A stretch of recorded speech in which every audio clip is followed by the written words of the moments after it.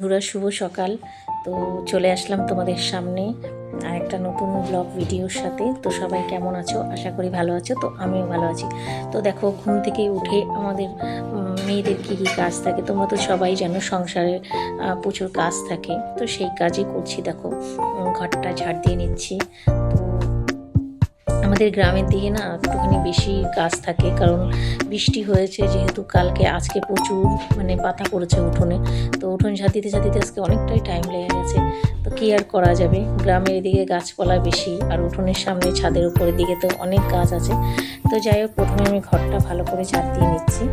তারপরে আমি উঠোনটা ঝাঁট দিয়েছিলাম, কিন্তু সেটার ভিডিও করা হয়নি। তো দেখো, ভালো করে একটু ঘরটা ঝাঁট দিয়ে ঘরটা মুছে নেব। সেই জন্য ঘুম থেকে উঠে প্রথমেই কাজ হয় ঘর ঝাড় দেওয়া। আমার তো প্রথমে বিছানা ওঠানো, তারপরে ঘর ঝাড় দেওয়া, এটাই আমার প্রথম কাজ। তো তারপরে দেখো ঘর ঝাড় দেওয়া হয়ে গেছে। এবার আমি একটু বাইরে বারান্দাটা ঝাড় দিয়ে নিয়ে সিঁড়িটা ঝাড় দিয়ে নেব। তো এখন ঘর প্লাস্টার হওয়ার পরে না অনেকটা বড় হয়ে গেছে বারান্দা। তো মুছতে ভালো লাগে না বেশি একটা প্রত্যেক দিন। তো বিকালবেলা একটু ঝাড় দিয়ে নিচ্ছি। তো দেখো, আর তারপরে তোমাদের সঙ্গে একটা কথা শেয়ার করবো। আমি না প্রচুর আবার মোটা হয়ে গেছি, কারণ আমি নিজে ডাক্তার না দেখিয়ে নিজে থেকেই ডায়েট করে আমি প্রায় 15 কিলো ওয়েট কমিয়েছিলাম আমার। আবার আমি 10 কিলো বেড়ে গেছি। তো এখন সেই আছে। এখন একটুখানি আবার খাওয়া দাওয়া কন্ট্রোল করছি, একটু এক্সারসাইজ করছি। তো আবার রোগা হতে হবে, কারণ কি এত মোটা হলে ভালো লাগে না, নিজের নানা রকম রোগের সম্মুখীন হতে হয়। তারপরে এখন অনেক রকম প্রবলেম দেখা দিচ্ছে শরীরে।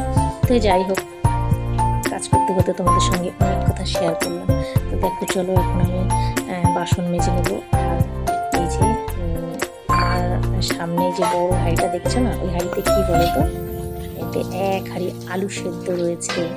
কারণ তোমাদের দাদাভাই বিকালবেলা বাজারে যাবে, এই হাঁড়িতে আলু সেদ্ধ করতে হয়। সেই কিসের আলু বলো তো, বলবো না, সবাই কমেন্ট করবে যে এত আলু কিসে লাগে, তোমরা অবশ্যই জানো। তো যাই হোক, দেখো আমি বাসনটা মেজে নিচ্ছি। তো ক্যামেরাটা অনেক দূর থেকে করা হচ্ছে। তো এইভাবেই প্রতিদিনকার মতো সকালের কাজকর্ম আমরা করে নিই। তো আমারও প্রায় হয়ে গেছে। এখন মাছটা সব ধুয়ে এখন রান্না বসাবো। সেই জন্য ঘরে এসে একটু ভিডিওটা ভয়েস দিচ্ছি। তো আমার মুখটুক দেখো দেখা যাচ্ছে না, অনেক দূর থেকে ক্যামেরা করছি। আর এই যে কলপাড়ি চারিদিকে দেখো এত পুকুর,